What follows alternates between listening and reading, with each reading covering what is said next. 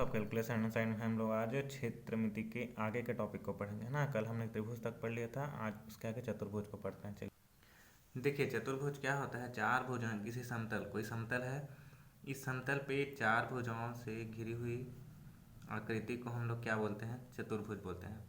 अभी चतुर्भुज में आपका अलग अलग टाइप के होते हैं, उसको हम लोग देखते हैं। तो सबसे फर्स्ट जो आता है आपका चतुर्भुज में वो है आपका आयत। आयत को हम लोग बोलते हैं रेक्टेंगल, ठीक है ना, रेक्टेंगल बोलते हैं।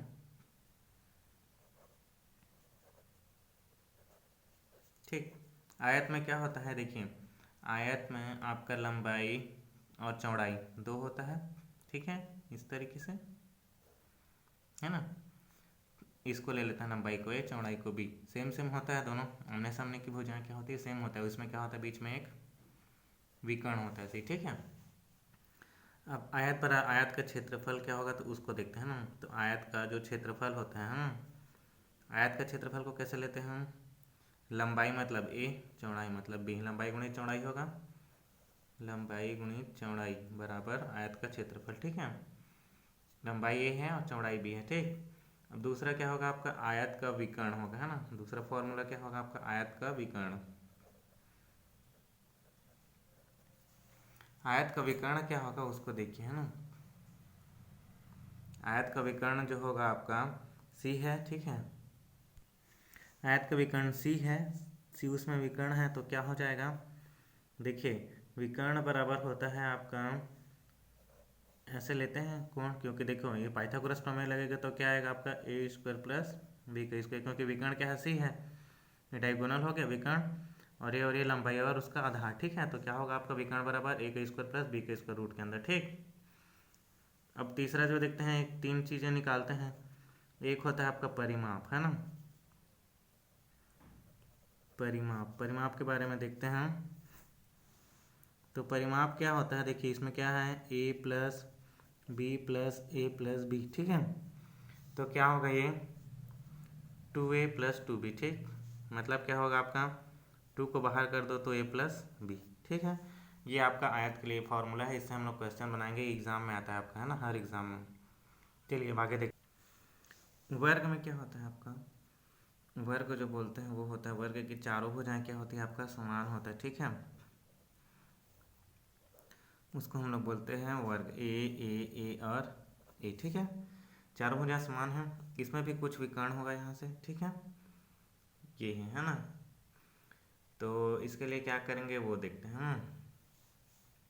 तो वर्ग का क्षेत्रफल, सबसे पहले इसका फॉर्मूला लेंगे, वर्ग का क्षेत्रफल।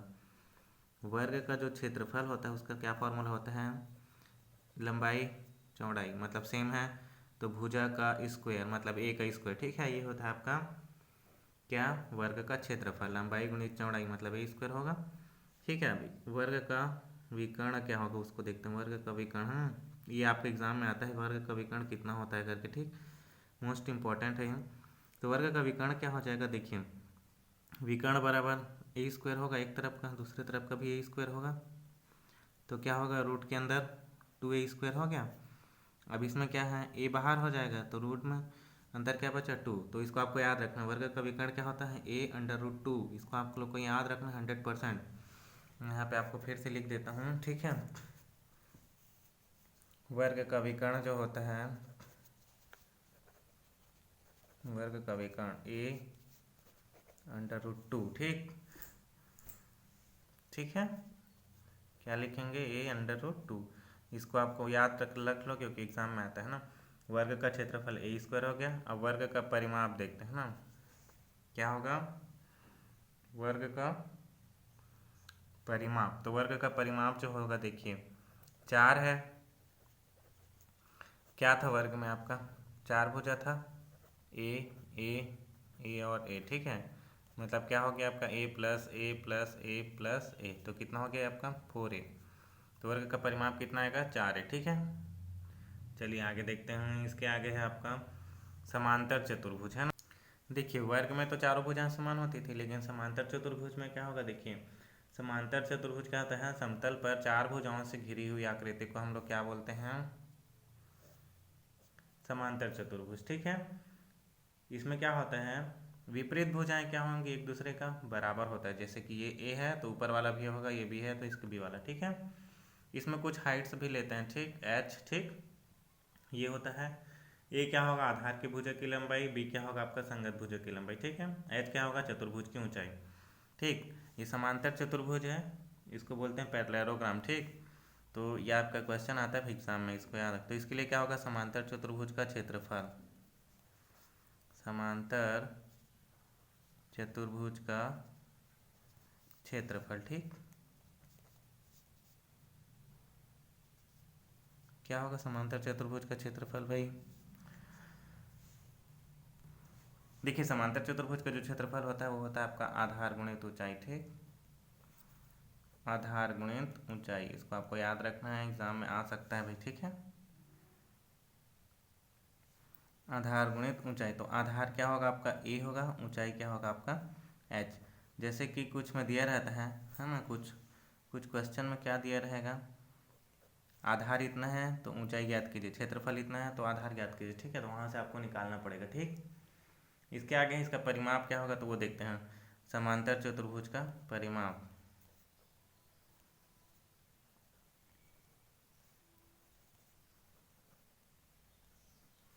समांतर चतुर्भुज का परिमाप में क्या होगा, ए बी ऐसा है। तो इसमें भी क्या होगा आपका, देखिए ए प्लस बी, ए प्लस बी मतलब क्या है, देखिए एक भुजा आमने सामने की भुजा बराबर है तो 2a हो गया, इसमें 2b, तो क्या हो जाएगा इसका सीधा सीधा परिमाप 2a प्लस बी, ठीक। ये समांतर चतुर्भुज है आपका, इसको आपको याद रखना है भाई, ठीक है। समांतर चतुर्भुज पैरेललोग्राम, ठीक।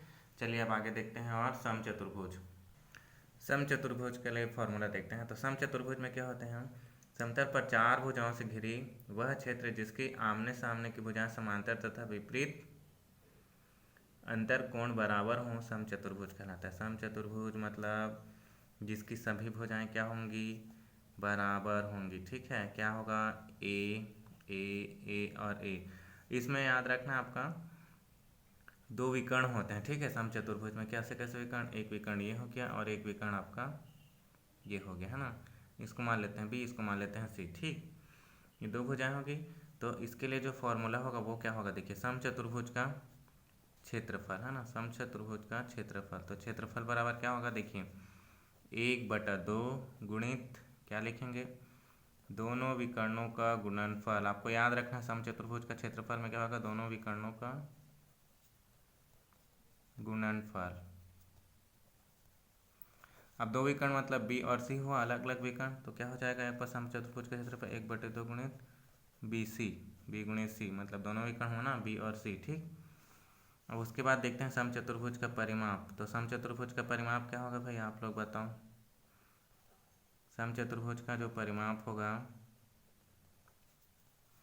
समचतुर्भुज का परिमाप क्या होगा, चारों भुजाओं का योग, तो ए प्लस ए प्लस ए प्लस ए कितना हो जाएगा आपका 4a। ये आपको कंपटीशन एग्जाम में आता है और आपका ऐसे एग्जाम्स में भी आता है, आप लोग के ITI वाले एग्जाम में कि समचतुर्भुज का परिमाप कितना होता है, ऑप्शनल मार्क्स में। तो आपको इसको याद रखना है, ठीक है। ये हो गया, ये है आपका समचतुर्भुज। समचतुर्भुज में चारों भुजाएं समान होंगी, इसका क्षेत्रफल होगा 1/2 गुणित दोनों विकर्णों का गुणनफल, और समचतुर्भुज का परिमाप 4a, ठीक। चारों भुजाएं बराबर है इसलिए, ठीक है। इसके आगे देखते हैं हम लोग वृत्त। वृत्त आप सबको पता है, वृत्त किसको बोलते हैं, सर्कल, ठीक है। सर्कल क्या होगा वो देखिए, एक पॉइंट रहता है, एक पॉइंट के चारों ओर क्या करते हैं, डिवाइडर से लेकर एक सर्कल बना देते हैं। तो इसमें क्या होता है, एक इस पॉइंट से जो सेंटर पॉइंट है यहाँ से लास्ट पॉइंट तक की दूरी को r बोलते हैं, और ये दोनों जब r कंप्लीट हो जाता है तो 2r बराबर क्या होता है आपका d, डायमीटर बोलते हैं, ठीक है। ऐसी है। आप लोग को अगर इसमें कन्फ्यूज़न हो तो मैं बता देता हूँ, r जो होता है त्रिज्या, d जो होता है डायमीटर, लिख देता हूँ यहाँ पे भाई। r बराबर आपका रेडियस त्रिज्या और d बराबर व्यास, डायमीटर बोलते हैं, ठीक है। ये दो चीज़ें आप लोग को समझ में आ गया होगा। अब देखिए वृत्त का क्षेत्रफल, ये मोस्ट इंपॉर्टेंट है आपका फॉर्मूला। वृत्त का क्षेत्रफल, वृत्त का क्षेत्रफल होता है आपका πr², ठीक। पाई मतलब 22/7, r मतलब उसकी त्रिज्या का वर्ग, ठीक है। अब इसको d में चेंज करोगे तो क्या होगा, तो देखिए r बराबर क्या हो जाएगा, यहीं से देखिए r बराबर d/2 होगा, मतलब ये हो जाएगा पाई d/2 का वर्ग, क्या हो जाएगा आपका पाई, और ये वर्ग है मतलब कितना 4 इंटू डी का स्क्वायर, ठीक है, ये होता है। ठीक, इसके बाद है आपका वृत्त की परिधि, इसको भी देख लेते हैं। वृत्त की परिधि, वृत्त की परिधि क्या होता है आपका सबको पता है 2πr। ठीक, जो पूरा राउंड है आपका यहाँ से लेके यहाँ, उसको हम लोग क्या बोलते हैं, वृत्त की परिधि। ठीक है, तो क्या होगा 2πr। अर्धवृत्त को बोलते हैं, तो अर्धवृत्त को हम लोग बोलते हैं, क्या बोलते हैं आपका सेमी सर्कल। ठीक है, सेमी सर्कल क्या होता है, देखिए जो वृत्त था उसका आधा को सेमी सर्कल बोलते हैं ना। वृत्त के केंद्र से गुजरने वाली जीवा वृत्त को 2 बराबर भागों में विभाजित करती है, तो किसी वृत्त का आधा भाग को हम लोग क्या बोलते हैं, अर्धवृत्त बोलते हैं। वृत्त का आधा भाग है उसको क्या बोलेंगे, अर्धवृत्त बोलेंगे। ठीक है, अर्धवृत्त के लिए क्या होगा, सिर्फ वही है जो हमारा वृत्त का फॉर्मूला है उसमें 1/2 कर देना है बस, अर्धवृत्त का क्षेत्रफल। तो क्या हो जाएगा ये 1/2 πr स्क्वायर, क्योंकि वृत्त का क्षेत्रफल क्या होता है πr स्क्वायर, बटा 2 कर दो क्योंकि आधा है ना। ठीक है, परिधि, वृत्त की परिधि, वृत्त की परिधि क्या होगा आप लोग बताइए। 2πr होता है तो इसमें क्या होगा आपका, क्या होगा भाई, इसमें होगा आपका πr एक बार और एक आपका 2r, तो क्या हो जाएगा, इसमें दोनों में r बाहर निकल जाएगा तो आपका पाई प्लस 2। ठीक है, ठीक, 2r मतलब क्या होता है आपका d। ठीक है, उसका डायमीटर। ठीक है, ये है वृत्त की परिधि। ठीक, इसके आगे है हम लोग देखते हैं, हम आपका एक छूट गया था टॉपिक, वह है आपका समलंब चतुर्भुज। ये आपका मोस्ट इम्पॉर्टेंट है, मैं इसके बारे में बता देता हूँ। समलंब चतुर्भुज जो होता है आपका, आपने अपने एरिया पे वो नहर का शेप देखा है, वो कैसा होता है, नीचे से गड्ढा होता है, ऊपर से बहुत चौड़ा होता है ना। और ऐसे वाला जनरल शेप भी देखोगे तो बड़ा बड़ा जो पुल वगैरह बना रहता है वो सब है ना, तो उसमें क्या रहता है, एक शेप छोटा रहता है और एक शेप बड़ा रहता है। ठीक है ना, तो समलंब चतुर्भुज के बारे में हम लोग देख लेते हैं। तो ये क्या होता है, जैसे कि ये शेप, ऊपर वाला शेप छोटा है, नीचे वाला शेप बड़ा है। ठीक, इस तरीके से रहता है, इसको हम लोग बोलते हैं आपका समलंब चतुर्भुज। इसमें भी क्या है, 4 असमान भुजाएं हैं, घिरी हुई आकृति है, जिसके है ना, जिसके आमने सामने की 2 भुजाएं समांतर तथा असमान है।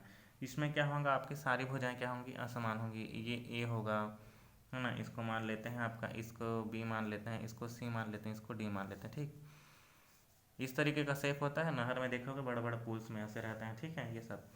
तो इसमें क्या होता है आपका, जो ए तथा बी क्या होगा, समलंब।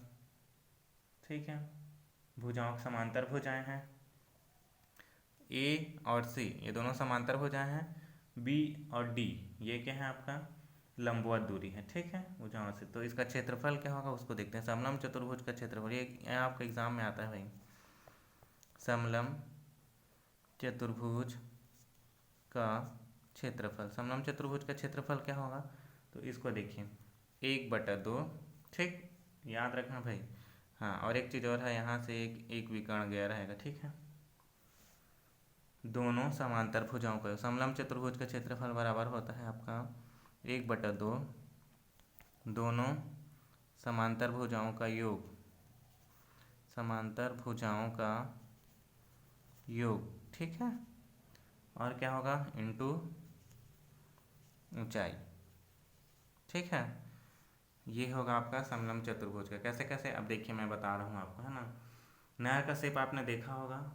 ठीक, तो शेप में क्या होता है, उसका कुछ गहराई रहता है, ऊपर चौड़ा वाला भाग रहता है और नीचे क्या रहता है, उसका सकरा वाला भाग रहता है। वैसे ही रहता है ना नहर का शेप।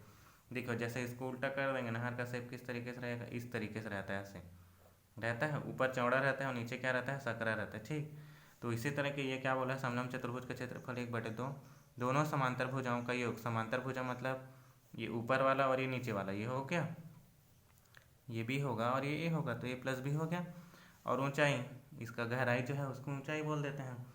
तो क्या हो जाएगा, ये यहाँ पे लिख देता हूँ 1/2 ए प्लस बी समांतर भुजाओं का योग इंटू एच। ठीक है, अब इसका परिमाप देखते हैं। तो परिमाप क्या होगा, समलंब चतुर्भुज का परिमाप जो होगा आपका A plus B plus C plus D, चार भुजाओं का योग A plus B plus C plus D, ये होता है आपका समलंब चतुर्भुज। ठीक है, चलिए नेक्स्ट है, हम लोग नेक्स्ट वाले कल में आप पूरा क्वेश्चंस बनाएंगे। आप लोग देखिए, इसको पूरा लिख के रखना। ठीक है, मैं बताऊंगा कल क्वेश्चन।